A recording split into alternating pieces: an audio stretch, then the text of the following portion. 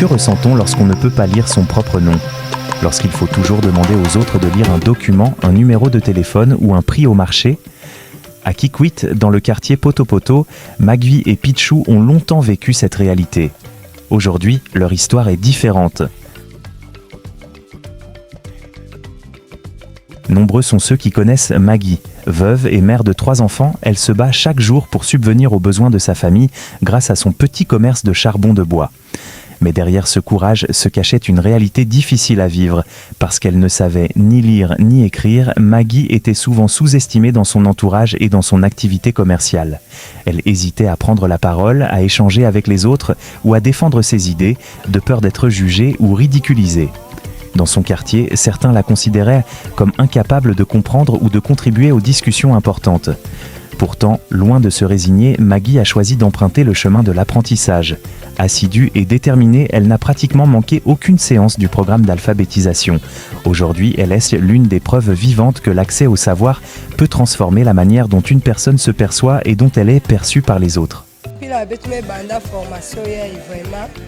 Munu mure sepela mi mueva mure zola ve murate mure china bebe mure kuisa nswalu sambu muvanda amu iletre la quartier china bishika muvate muvanda muntu moshi ya uza kutanga ve ngefe butu batala muntu moshi ve buri bure finga nge buno va pesa munu tempashi era me kusuzu occasion ya ntuka mu mulande mu fetina ve mu fezampi utanga kusonika na mure kuisa.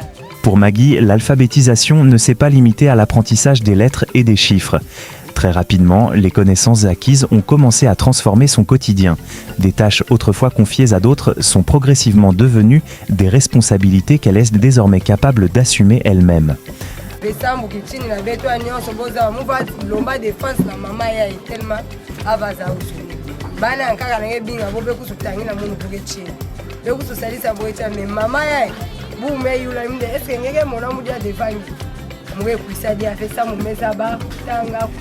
Dans la gestion de ses biens comme dans son activité commerciale, cette nouvelle autonomie lui permet aujourd'hui de prendre des décisions avec davantage de confiance et de maîtrise.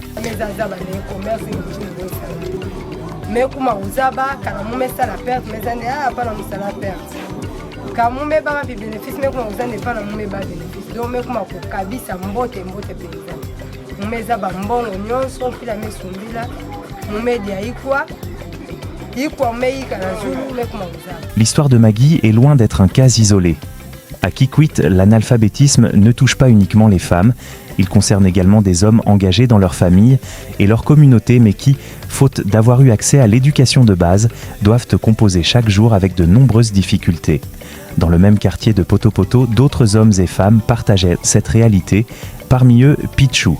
Père de 9 enfants, chauffeur et artiste musicien, il portait lui aussi le poids d'une réalité souvent invisible, celle de ne pas savoir lire ni écrire. Malgré ses responsabilités familiales et son engagement dans la communauté, cette situation limitait son autonomie et affectait sa confiance en lui. Son parcours témoigne lui aussi des défis quotidiens auxquels sont confrontés de nombreux adultes privés des compétences fondamentales de lecture, d'écriture et de calcul.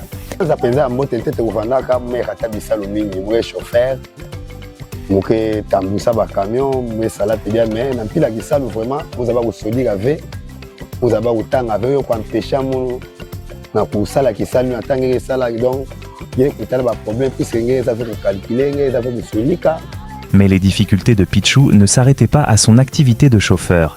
Derrière le volant se cachait également un artiste passionné. Chanteur et musicien, Pichou nourrissait depuis longtemps l'amour de la musique.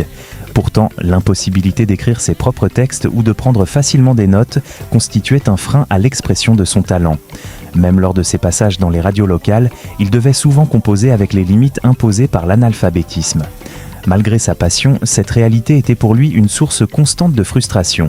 Aujourd'hui, grâce à l'alphabétisation, il dispose des outils qui lui permettent de s'exprimer avec davantage d'autonomie et de confiance.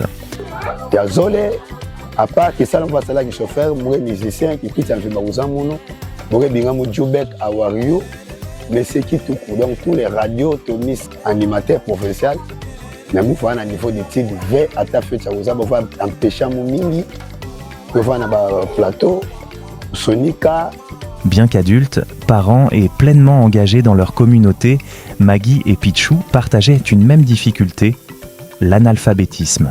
Une réalité qui limitait leur autonomie et affectait leur confiance en eux. Grâce au projet à venir, un programme d'alphabétisation fonctionnelle est déployé dans les provinces du Kwilu, du Kwango et du Mai-Ndombe. À Kikwit, Maggie et Pichou décident alors de franchir une étape qui changera leur vie. Retourner à l'école. Pendant 9 mois. Apprendre à lire, apprendre à écrire, apprendre à calculer. Derrière chaque apprenant qui réussit, il y a souvent une personne qui l'encourage à ne pas abandonner. À Kikwit, Jean et Hortense ont accompagné les apprenants tout au long des 9 mois de formation, jour après jour. Séance après séance, ils ont vu naître les premiers doutes, puis les premiers progrès, et enfin les premières réussites.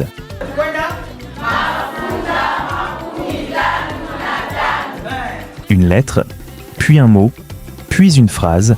Ce qui semblait impossible est devenu une réalité. La première des choses, ils ne savaient rien. Ils ont compris maintenant, ils sont capables de lire, écrire et calculer. Deuxième des choses, ils ont changé la mentalité, leur façon de réfléchir.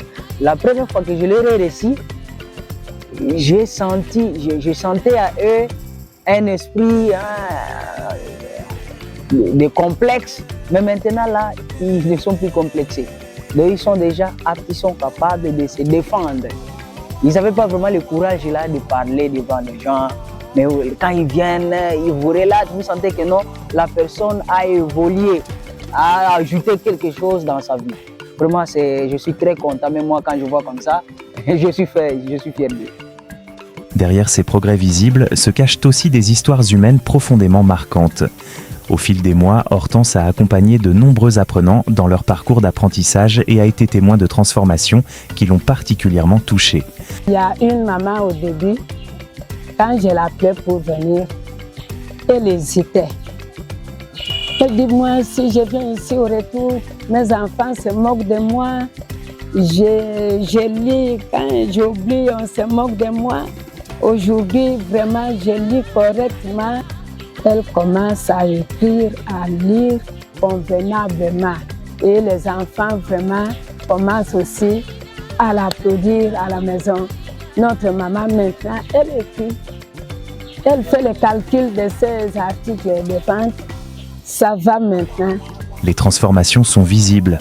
Dans la famille, dans les relations sociales, dans la manière de prendre des décisions, dans la confiance retrouvée. Pendant longtemps, les difficultés de Maggie étaient connues de ses proches. Aujourd'hui, les changements qu'elle a accomplis sont tout aussi visibles pour ceux qui l'ont accompagnée tout au long de son parcours. Parmi eux, son oncle maternel Dieudonné Mapapa.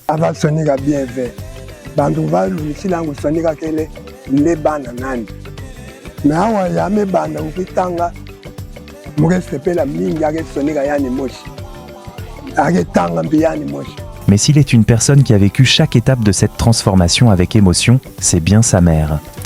Témoin de ses difficultés d'hier comme de ses réussites d'aujourd'hui, Madame Mayoyo Elisabeth mesure pleinement le chemin parcouru par sa fille.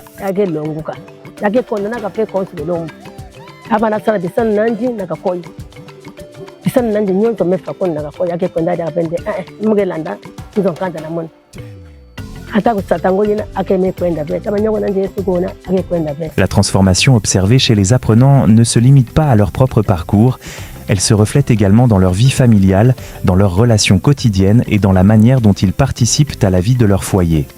Pour Pichou, ce changement est particulièrement visible aux yeux de celle qui partage sa vie depuis de nombreuses années. Son épouse, Madame la Mama Takama. Avant la compréhension, tu vas comprendre, tu vas maîtriser,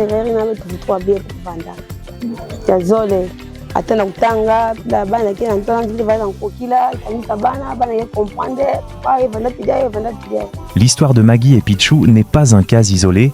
En 2025, 8 centres d'alphabétisation fonctionnelle ont été opérationnalisés dans les provinces du Kwilu, du Kwango et du Mai-Ndombe.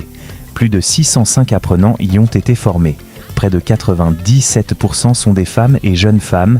Le programme a également permis l'intégration de personnes vivant avec handicap et de plus d'une centaine de membres des peuples autochtones. Derrière ces chiffres se cachent autant d'histoires de courage et de transformation.